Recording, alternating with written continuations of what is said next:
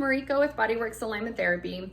So I want to go over pretty informative information for how what you do in your daily life is affecting how your body operates and even how your mind operates, for that matter. So first of all, I want to talk about pain. So if you are the kind of person that when you get pain, it's like, I'm getting old, or my body's a piece of crap, it's not working properly, things like that. Yes, aging absolutely has an effect on the body. But it's usually how we use it that affects it so significantly. So I would really encourage you to stop self-deprecating. Okay. Our bodies are listening to everything we're saying and we're doing. And they're just kind of scrambling, trying to make whatever we want to happen as best as it can. Now it's not going to think about, hey, is this the best option? Like, she's sitting like this all day. That's not going to say, oh, that's bad, let's stop doing that. Your body's going to say, okay, build up the tissue in the back, compress it in the front. It's following orders. Okay. Our body is following orders all the time. So watch what you say, watch what you think about your body. Take care of it. Take care of yourself. Be kinder, be gentler, be nicer. Something that, and I had to learn this the hard way. I mean, I've been in those shoes before. Something I like to do is treat my body like I would my child. So if my child was doing something that wasn't good, I wouldn't be like, why are you doing that? You're such a piece of crap. Like, oh, no. What's going on? Why are you doing that? Is something happening? Are you struggling with something? Or, I hope you get the idea with that. So look at pain as your message system, appreciate it, and really tap into it. Okay, don't ignore it either. That's also not a great thing. And then stop self-deprecating. Start loving yourself and paying attention to the words that are going through your head and the words coming out of your mouth, especially in regards to your body. If you tell it it's a piece of crap all the time, it will eventually do that. If you tell it that it's amazing and awesome, it will do the things that you want it to do. It might take a while for you to get to that point, but I promise you, it's amazing, okay? I've had personal experience with this and lots of clients as well. So next I want to talk about posture. I'm going to talk a lot about those in all of the videos if you haven't already seen those. Our posture is incredibly important, and we typically don't talk about that as a society anymore, especially with the kinds of jobs that we have more often than not. The amount of physical jobs versus jobs that require sedentary positions we have more sedentary position jobs from my small amount of knowledge. I actually just said something and I don't even know if that's true, but I work on a lot of people with more sedentary jobs, okay? And that causes a lot of postural issues. So let's talk about lining up some things. If you can, in the structural massage therapy world, one of the things that we look out for figuring out how dysfunctional a person's tissue, their myofascial system is by looking at some key points.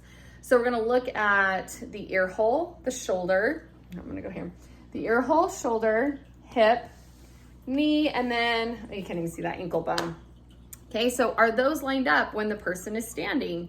A lot of people tend to hunch over, like at the hinge right here, or maybe even at this hinge here, or stand on one foot so that this hip, this hip is hiked actually.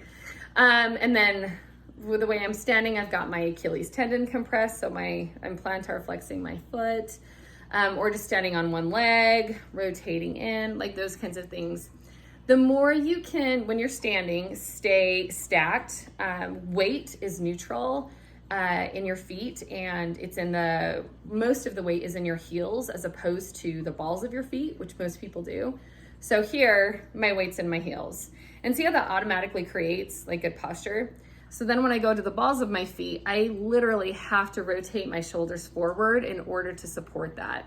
So even if the only thing you do for your posture is just put more weight in the heels of your feet when you're standing, that will make a significant difference.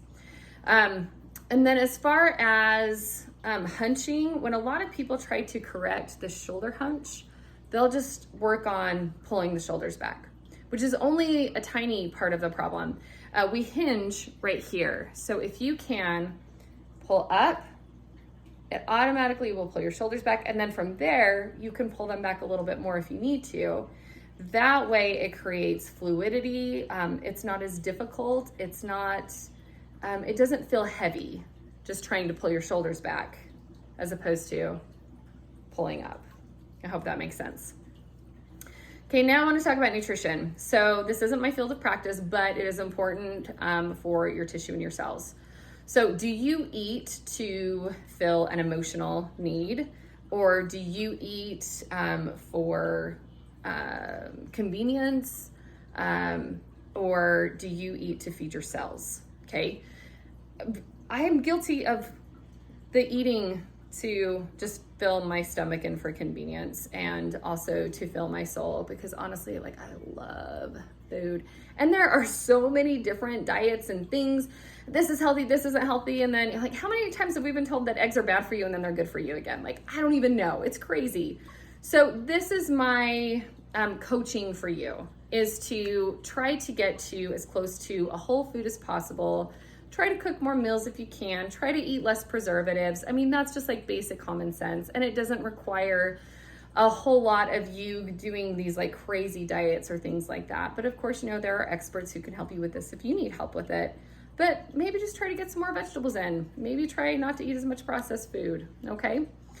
Next, let's talk about hydration. So the thing that I buy into anyway is half your body weight in ounces. I used to be amazing at this. I have been really lackadaisical about it for, I don't know, at least 6 months. But the thing is, I'm super aware about it, and I try every single day to get, that's not true. I try most days to get more water in. And if I realize that I have been depleted, I get my electrolytes in. There are lots of different ways to get electrolytes that aren't high sugar or sucralose or aspartame filled drinks. Go to your local health food store. They can help you out with that information. I mean, Google it. There's lots of stuff out there that isn't gonna fill you up with sugar and the fake sugars as well, okay? So just try to get your hydration up every day. Just keep trying to work on it. And if you're not amazing at it, like if you drink no water and then you start drinking 8 ounces of water a day, that's amazing. Like, give yourself congratulations. You don't have to get to here to be like, yeah, I'm doing good, okay? And remember, positive thoughts to your body, positive thoughts to what you're doing and putting into it. Don't self-deprecate or beat yourself up if you're not perfect, because you won't be always. It just won't happen, okay? Next, let's talk about sleep and sleep posture. Sleep is one of the absolute most important times in our life. It is our rehabilitation time.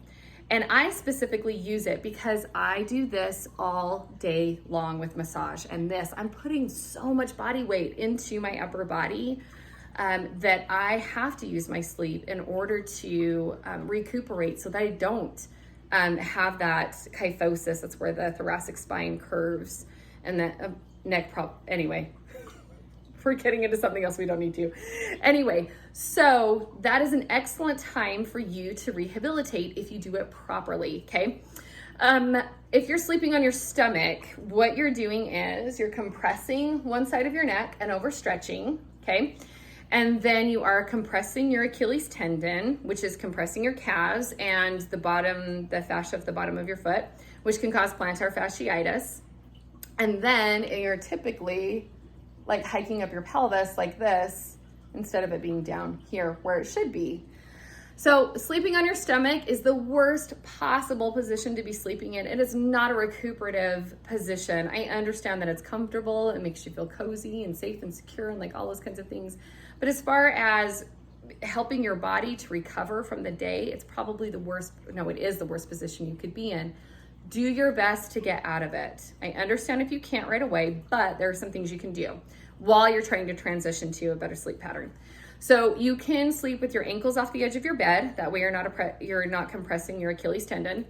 And then that will actually help with the pelvic tilts in your low back. So that'll help flatten that out just a little bit, not much, but a little bit. And then if you typically sleep with your head to the right, the next night, go to the left. If you sleep with your left arm above your head, switch up the sides. So whenever you're in a static position for an extended period of time, you need to be switching it up, okay? If, like, for instance, I like to sit on the couch when I'm watching a movie, and I like to have my legs go towards the left. That is my most favorite position to be in. But it's super bad for my pelvis and my spine and all the other things, right? So what I do is I'll spend literally maybe 2 or 3 minutes on that side, then I'll rotate to the other side, and then I'll go back and forth, and then I'll sit straight up and down. Honestly, I move around a lot when I'm in a static position because I don't want to create negative patterns. So ideally, I would be sitting, nice and stacked, and ear and shoulder and hip lined up and knees at 90 degrees that I'm sitting, but that's not comfortable for me. And, when I'm sitting watching a movie, I want to be comfortable. So you don't have to be perfect, but you do need to move if you're not being perfect with your posture. I hope that makes sense with that. Let's talk about stress management now. First of all, figure out what kind of a person you are with stress. So, do you internalize? Do you externalize the stress? Do you tend to not think that you're stressed when you really are?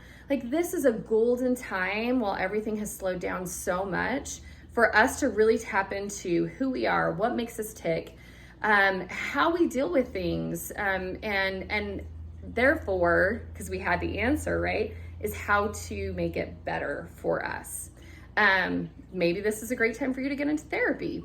Maybe this is a great time for you to reconnect with nature, which is one of my absolute favorite ways to manage my stress.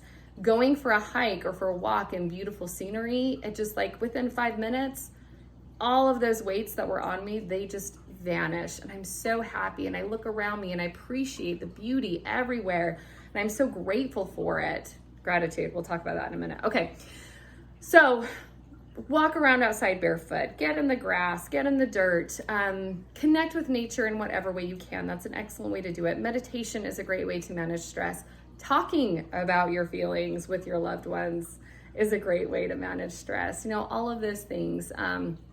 So the reason why this is important is because we have emotions, right, and feelings. And so if we don't understand what they are or how they are affecting us, we get sick, or we get pain, or we hold on to things. And so it causes a lot of physical turmoil, our emotions do. So this is a great time to think, like, hey, is my low back actually an emotional stressor that's been bothering me?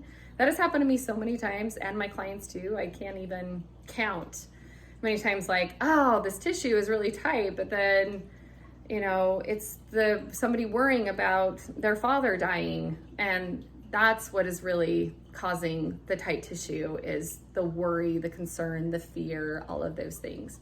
Tap into it. If you need some help, therapy, like talk therapy services are still open and operational at this point. Lots of great books about like Feelings Buried Alive Never Die, Heal Your Body, lots of good things to tap into with energy and your body. Okay, and then let's go on to movement.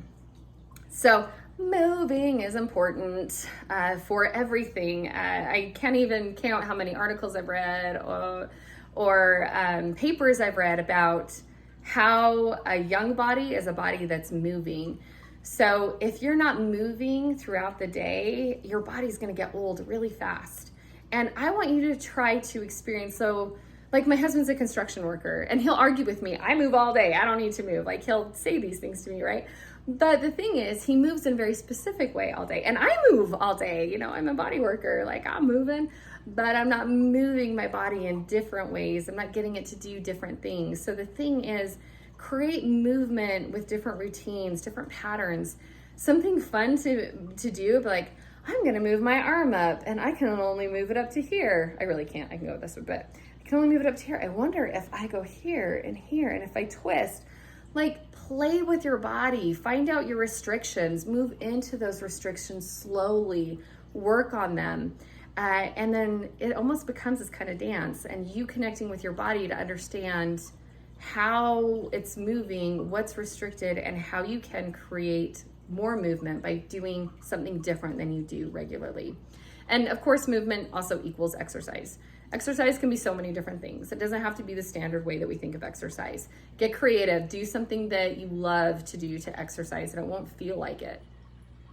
So when I reviewed my video, I realized I left out side sleeping and back sleeping and the whole gratitude thing. So thank you for bearing with me.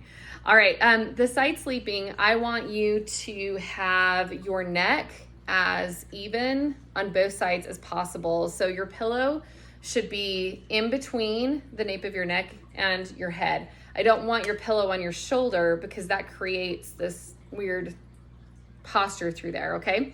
So just try to keep that as even as possible through here on both sides and stay away from this action or the pillow hanging out on your shoulder.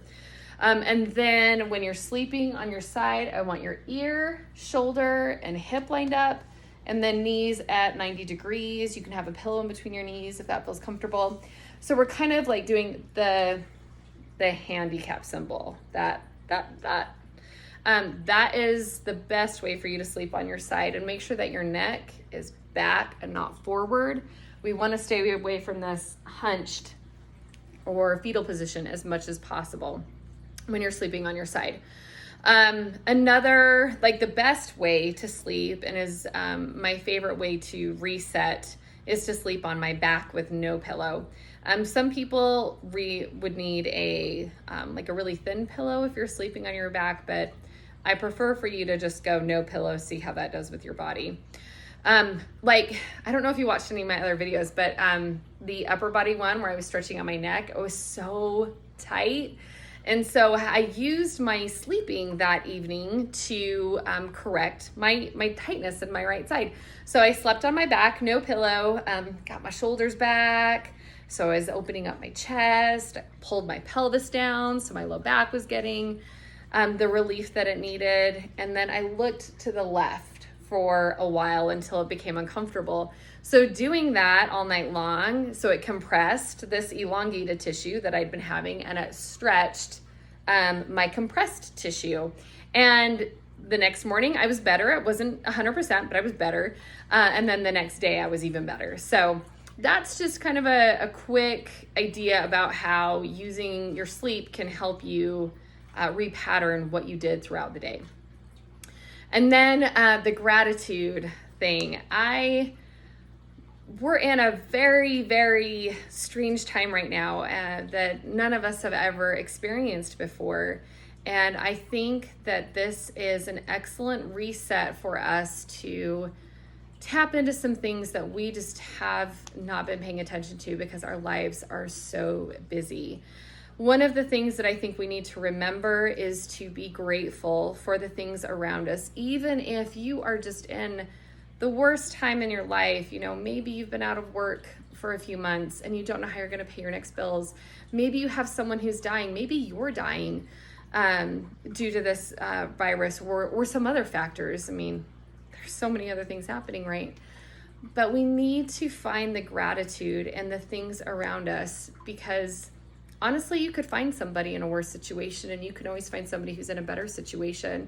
So let's try to raise our group vibrational energy, and hopefully that will help the next person along the way, and then the next person along the way. And then before you know it, maybe a whole city is doing better, then maybe a whole state's doing better, and then the whole country, and then the whole world. You know, positivity is an amazing thing. Let's spread that. And the best way to spread that is by being grateful and showing gratitude in ways that we wouldn't even thought of, you know. So like, I'm so grateful for the trees outside, or I'm so grateful that even though I'm out of work right now, I get to be home and be with my son, and I get to create these videos I've wanted to create for years that I haven't had the time to do. You know, let's find the gratitude in our situations. Let's try to find the joy. Let's try to spread that. And I'm not saying don't be sad, don't be hurt, don't be lost. You know, I'm not saying any of those things too. We need to feel the full range of our emotions. But let's try real hard to spread that gratitude and that positivity to help the next person out and the next person and so on. Okay, now I'm done. Thank you so much for listening to me. I really appreciate it. Have a great day.